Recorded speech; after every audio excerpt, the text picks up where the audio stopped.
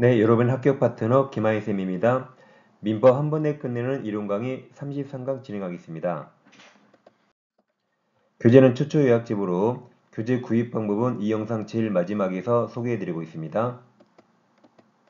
네, 계약법 강론 오겠습니다. 우리는 매매, 교환, 임대차 세 가지 계약을 공부하는 거죠. 우리 교재 86페이지 민법은 T편에 있어요. 563조 매매는 당사자 일방이 매도인이 제한권을 상대방 매수인에게 이전합니까? 이전을 약정합니까? 약정하는 게 낙성계약이죠. 약정하고 상대방이 반드시 여기 대금이 하나입니다. 매매는 금전이 하네요. 금전이 아니면 교환입니다.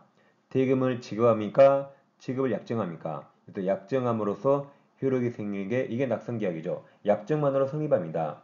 예를 들어서 우리가 오늘 아파트 매매 계약했어요. 그럼 오늘 돈 주고 등기합니까? 보통 한두 달 후에 돈 주고 등기합니까? 오늘 매매 계약하면 한두 달 후에 돈 주고 등기하기로 약정만으로 성립하는 낙성 계약입니다. 오늘 돈 줬단 말이 아니죠? 그리고 대금이 하나입니다. 교환과 매매는 차이점이 딱 하나입니다. 매매는 금전이고 교환은 금전이 아닙니다. 그것 빼고 다 똑같아요. 그럼 낙성계약이기 때문에 타인 권리 매매도 유효하게 됩니다.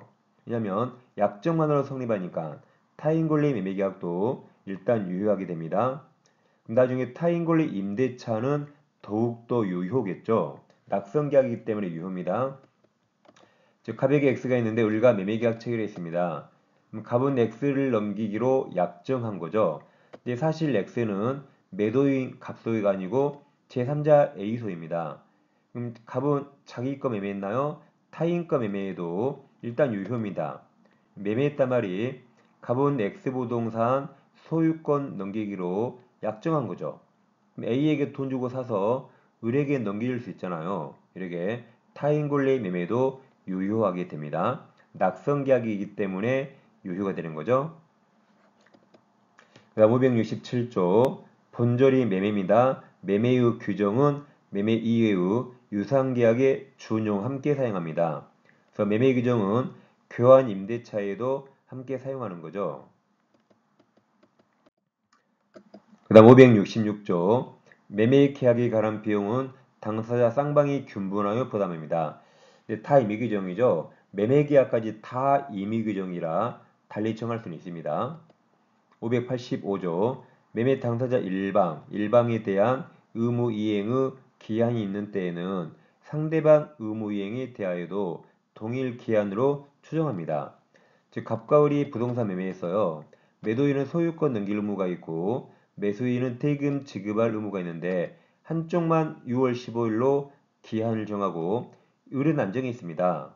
그럼 아무 말 없으면 을도 같은 날 이행해야 공평하죠. 이렇게 동일한 기한이 있는 것으로 추정합니다. 586조 대금 지급 장소입니다. 매매 목적물 인도와 동시에 대금을 지급할 경우에 즉 부동산 생각하지 마시고 동산 매매 생각하세요. 마트에서 아이스크림 삽니다. 아이스크림 인도받은 동시에 매매 대금 주죠. 그럼 돈 어디서 줘요? 인도 장소 마트. 발음 좋네. 마트에서 대금을 지급하죠. 이게 원칙입니다. 단 임의 규정이라 반대 약정 가능해요. 마트에 5만원어치 배달시키면 집으로 배달 옵니다. 그때 돈 줄 수 있죠. 이렇게 특약으로 달리 정할 수 있어요. 매매 규정은 다 임의 규정이라 특약으로 달리 정할 수는 있습니다. 초점은 이대로 시험에 가끔 잘 나옵니다. 매매 예약을 공부하겠습니다. 우리 실생활이 많이 하죠. 우리 식당 예약, 영화표 예약, 기차표 예약하죠. 똑같이 하면 됩니다. 자, 564조에서 매매 일방 예약은 상대방이 매매를 완결할 의사를 표시한 때 매매 효력이 생기는 겁니다. 예를 들어 갑식당 있는데 우리 전화해서 이랬습니다. 이번 주 금요일 7시에 4명 예약할게요. 갑이 노 할 수 있죠. 노 하면 식당 예약이 안 된 건데 오케이 승낙하면 이제 을은 식당 예약이 성립한 거죠. 그럼 이게 매매 예약이죠. 이 사람들은 앞으로 본 계약, 매매 계약 체결할 일이 남은 거죠. 그래서 채권 계약입니다. 근데 금요일 7시에 의리 이야기해놓고 안 나타나네요. 갑이 열받아 전화해서 야, 너희들 예약했잖아. 빨리 와서 밥 먹어 그러면 음식 매매 계약이 성립할까요? 보통 안 하죠. 이것은 갑 쪽에게는 이 예약을 완결할 권한이 없다고 표현합니다. 근데 반대로 7시에 의리 4명이 왔어요. 우리가 예약했죠? 빨리 밥 내놔 그러면 바로 음식 매매 계약이 성립하죠. 그 말은 을 쪽에게는 이 예약을 완결할 권한이 있다고 표현합니다. 그럼 예약 완결권이 한쪽에게만 있죠? 이런 걸 일방 이야기라고 부릅니다. 만약에 갑쪽에도 완결권이 있고 을에게도 있다고 가정하면 그건 쌍방 이야기인데 보통은 한쪽에게만 완결권이 있거든요. 이걸 일방 이야기로 보고 우리 민법도 일방 이야기로 보고 있습니다.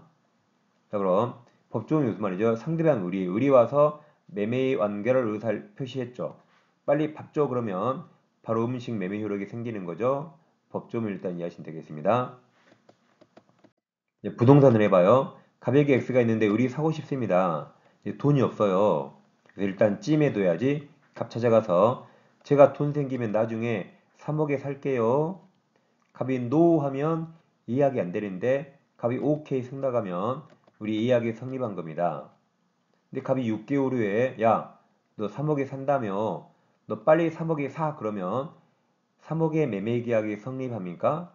보통 하지 않죠. 이것은 갑쪽에게는 완결권이 없다고 표현합니다. 근데 우리 한 5개월 후에 찾아서 제가 3억에 산다 그랬죠? 3억에 팔어 그러면 바로 매매 계약이 성립합니다. 그 말은 을 쪽에게는 이 계약을 완결할 권한이 있다고 표현합니다. 이런 게 일방이약 그랬죠. 자 그럼 이약 완결권은 형성권이에요. 우리 3억에 팔어 그러면 갑 동의 없이 바로 3억의 매매 계약이 형성되는 형성권인데 언제까지 행사할까요? 기간 약정하면 그 기간 내 행사해야겠죠. 근데 기간 약정 없네요. 그럼 계약이 성립한 때부터 10년 내에 행사해야 됩니다. 이처럼 형성권은 이제 제척 기간이 걸린 거죠. 그러니까 청구권은 소멸시효에 진행하거나 진행하지 않는 문제고 형성권은 소멸시효가 아니라 제척 기간이 걸립니다. 청구권 공부했잖아요. 채권적 청구권은 10년 소멸시효 대상인데 소유권에 대한 물권적 청구권은 소멸시효 걸리지 않는 거죠. 이처럼 청구권은 소멸시효 걸리는가 안 걸린가 문제입니다. 내 형성권 여기 예약 안결권뿐만 아니라 취소권도 형성권이죠. 취소권자가 취소한다 그러면 바로 취소가 형성되는 거죠. 해제권도 마찬가지죠. 이런 형성권은 소멸시효가 아니라 보통 10년의 제척기간이 걸립니다. 둘 다 시험범위 아니라 자세히 공부할 필요 없어요. 굳이 차이점을 찾아보자면 소멸시효는 중단이 있는데 제척기간은 중단이란 게 없습니다. 시험범위 아니기 때문에 자세히 공부하지 않아요. 이건 예우드입니다. 형성권 행사기간이 제척기간은 법원이 직권조사항입니다. 따라서 매매 예약 완결권 형성권의 제척기간이 도과했는지 여부는 당사자 주장이 없어도 법원이 당연히 직권조사 고려합니다. 이거 한 문장 외워두세요. 여러분 교재에서 매매 예약이 있습니다.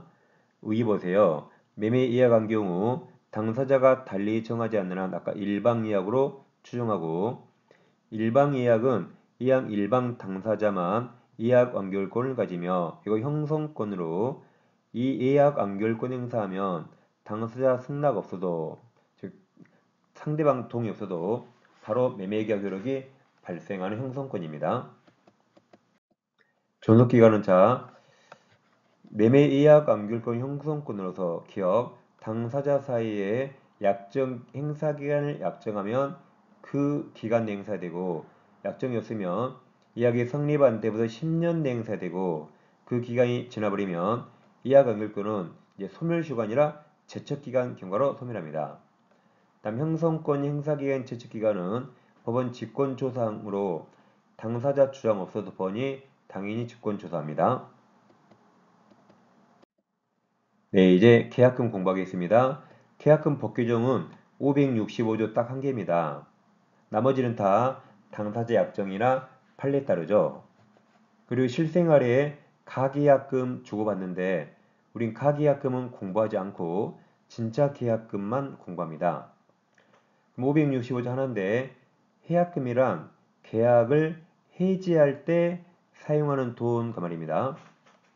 그럼 1항 매매 당사자 일방 매수인이 계약 당시에 금전기타 물건 그랬는데 틀린 게 아니고 기타 물건 그냥 살짝 지워보세요. 빼고 읽어봐요. 그럼 금전을 그 다음 계약금 뒤에 보증금 명목 싹 지워보세요. 틀린 게 아니라 이걸 빼고 읽으면 더 매끄럽습니다. 그럼 1항 처음부터 읽어봐요. 자, 1항 매매 당사자 일방 매수인이 계약 당시에 금전을 우리가 다 금전을 주죠. 다음 계약금으로 주죠. 그리고 보증금 명목으로 준 적 없잖아요. 계약금으로 상대방 매도인에게 교부한 때 당사자 간에 다른 약정이 없는 한 그 다음 말이 중요하죠. 당사자 일방이 이행에 착수할 때까지 교부자가 준 사람 매수인은 이 계약금을 포기하고 수령자가 받은 매도인은 배액을 상환 돌려주죠. 즉 매도인은 받은 계약금과 자기 돈 그 계약금만큼 배액을 상환 돌려주고 매매계약을 해지할 수 있습니다. 이 해제가 제목처럼 계약금 해제 또는 해약금 해제랍니다. 근데 1항은 누가 잘못한 거 아니죠. 누가 잘못한 거 없어서 1항은 채무불이행이 아니기 때문에 2항에서 551조가 해제와 손해배상 규정은 1항의 경우에 적용하지 않습니다. 즉 1항 해제는 누가 잘못한 거 아니거든요. 손해배상 청구할 수 없다는 말입니다. 그럼 계약금계약은 유물계약이에요. 계약금 100% 다 지급해야 성립하는 유물계약이고 매매나 임대차의 종된 계약입니다. 유물계약인데 꼭 매매계약과 동시에 주고받을 필요 없죠. 매매계약 체결하고 나중에 주고받으면 그때 계약이 성립하는 겁니다. 종된 계약이라 매매나 임대차 계약이 무효 취소가 되면 종된 계약, 계약금 계약도 효력을 상실하게 됩니다. 예를 들어 갑액의 X가 있는데 을가 10억에 매매했습니다. 6월 1일 날 매매하고 계약금도 그날 줬다 해보세요. 계약금 계약은 유물계약이라 계약금 다 지급해야 성립합니다. 통상은 한 거래 금액의 한 10% 정도 청하죠. 1억으로 청했다 해보세요.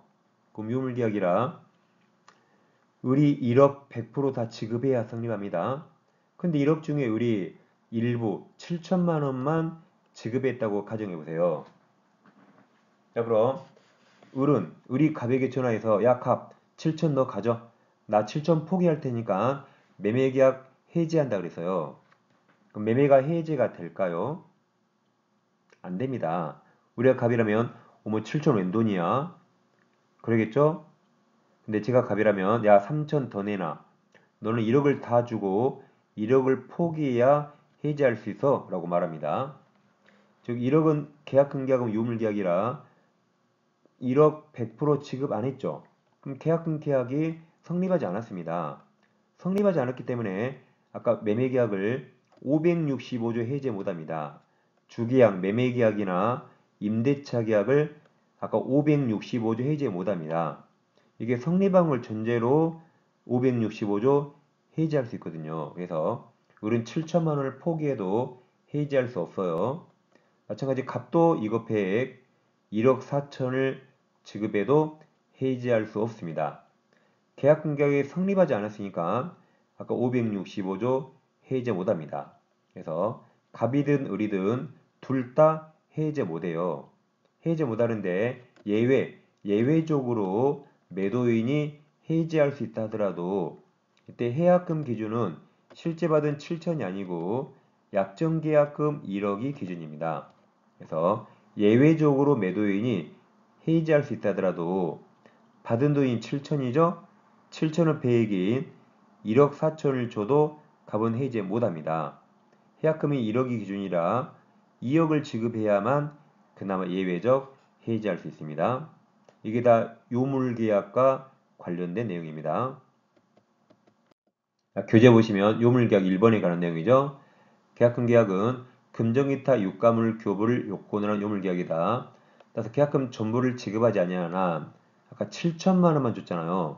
그럼 계약금 계약은 성립하지 않으므로 당사자가 임으로 주계약, 매매나 임대차 아직 해지할 수 없습니다.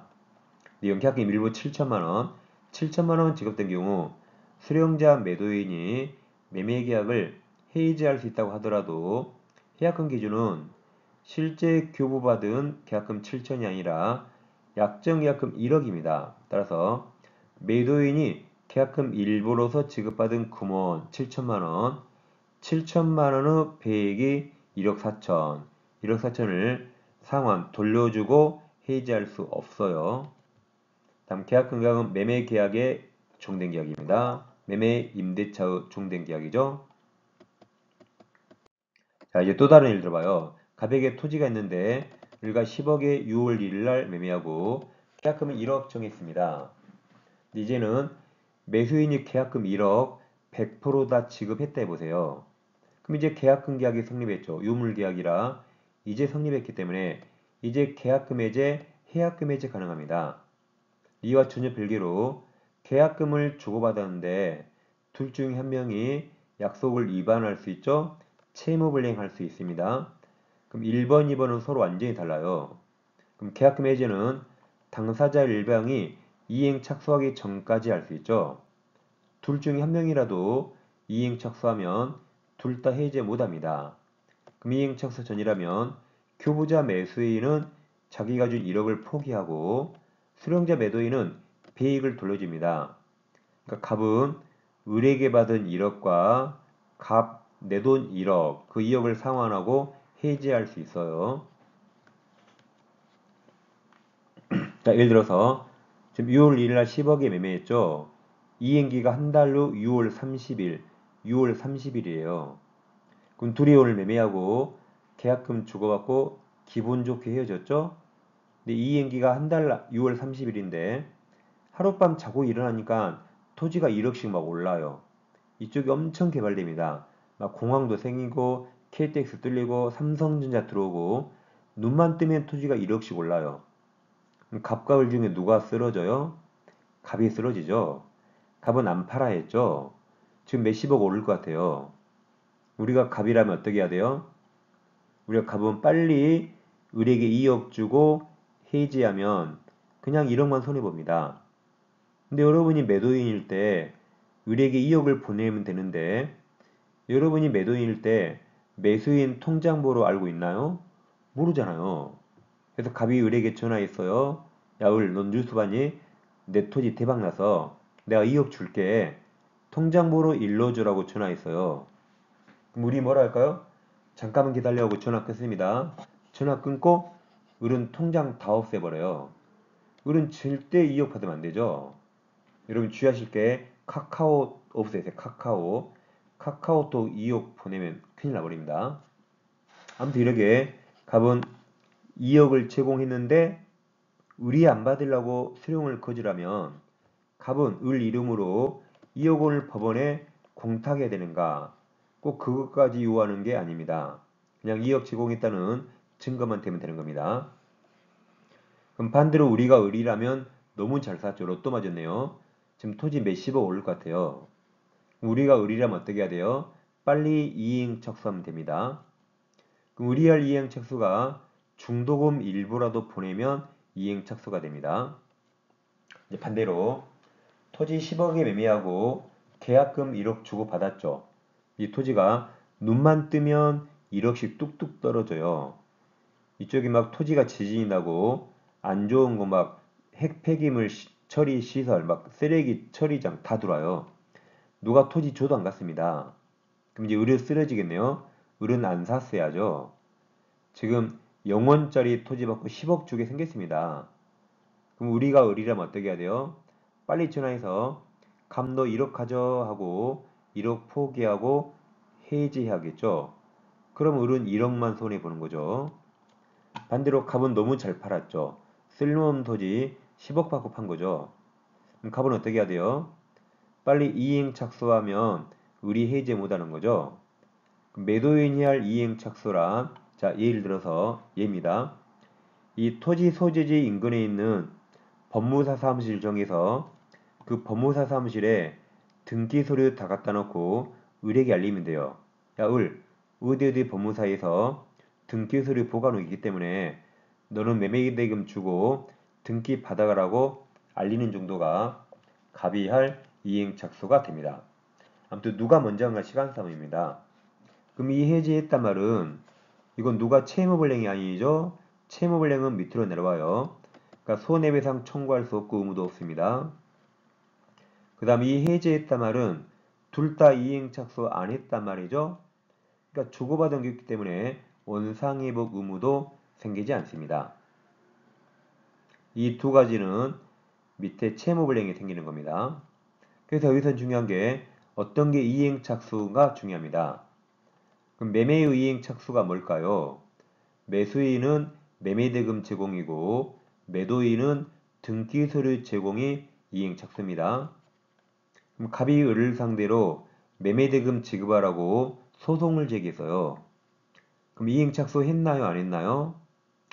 찍지 마시고 아까 매매 이행착수가 뭐라 했죠? 매수인은 중도금 일부라도 주는 거, 매도인은 등기서류 교부죠. 그럼 돈 주지 않았죠? 등기 교부하지 않았죠? 이행착수 아닙니다. 설령 승소 판결을 받아도 이행착수 아니에요. 돈 준 거 아니거든요. 다음 시험에 가장 많이 나온 게 이 토지가 허가구역인데 토지거래 허가 받았어요. 그럼 토지거래 허가 받으면 이행착수입니까? 찍지 마세요. 돈 준 거 아니죠? 아닙니다. 그래서 여기는 이행착수 아니기 때문에 계약금 해지할 수 있습니다. 이번에는 우리 중도금 지급하면 이행착수가 됩니다.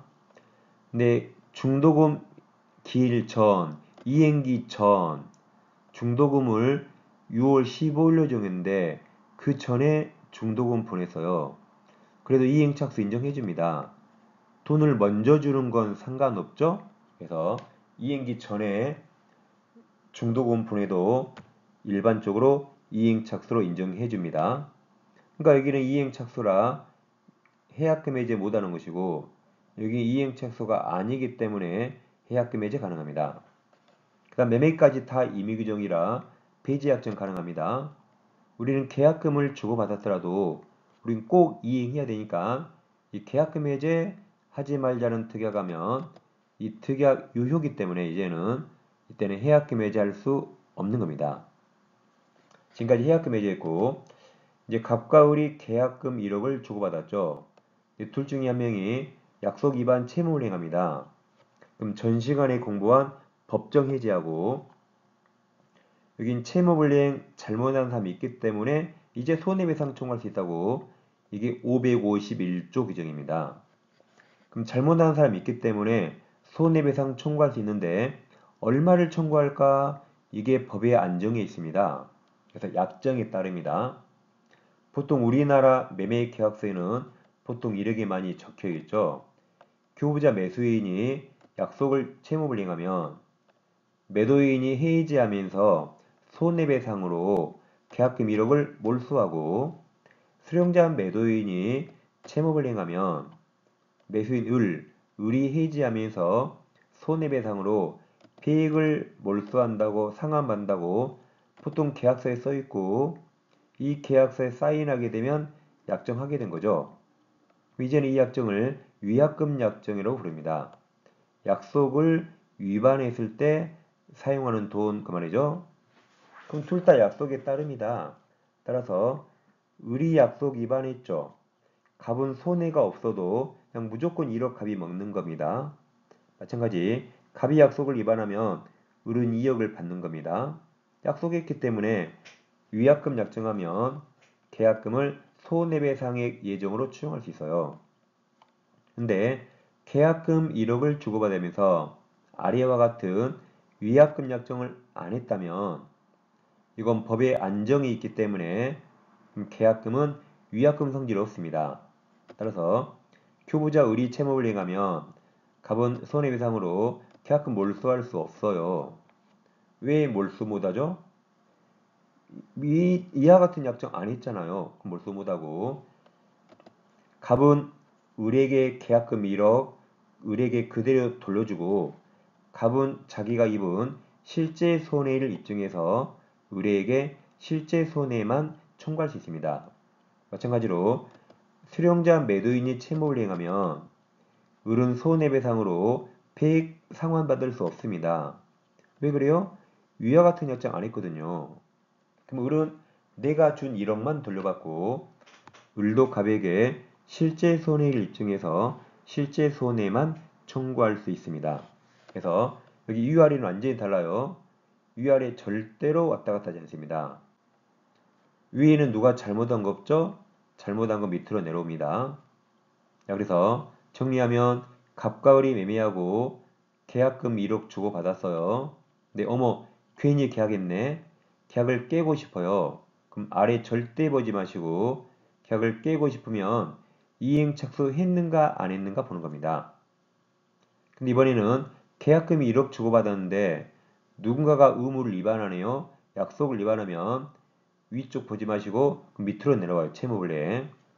그럼 약속을 위반하면 법정 해지하면서 위반한 자에게 손해배상 청구하는데 얼마를 청구할까 법에 안정해 있기 때문에 약정하면 그 약정에 따르고 아무 약정 없으면 여긴 법에 안정해 있으니까 아무 약정 없으면 계약금은 위약금 성질을 갖지 못하기 때문에 계약금 몰수할 수 없습니다.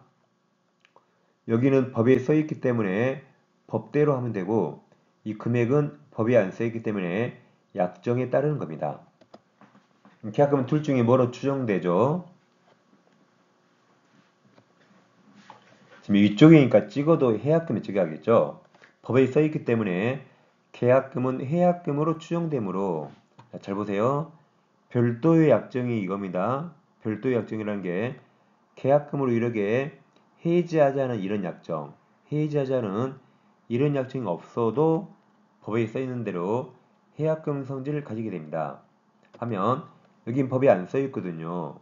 계약금 별도의 특약이 있어야 돼요. 즉 이런 위약금 특약, 위약금 특약이 있어야 위약금 성질을 갖고 반대로 위약금 약정 없으면 계약금은 위약금 성질을 갖지 못합니다. 그래서 여기는 법에 써 있고 여기는 안 써 있는 그 차이가 되겠습니다. 아무튼 위아래는 전혀 다르니까 절대 왔다 갔다 하지 마세요. 근데 대부분 사람들이 여기 위쪽 금액과 여기 아래쪽 금액이 같기 때문에 두 개의 혼합에 생각합니다. 위아래 혼합한 순간 다 벨입니다.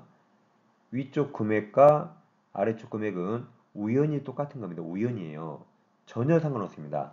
그래서 계약을 깨야지. 그럼 위만 보시고 누가 잘못하면 아래만 보세요.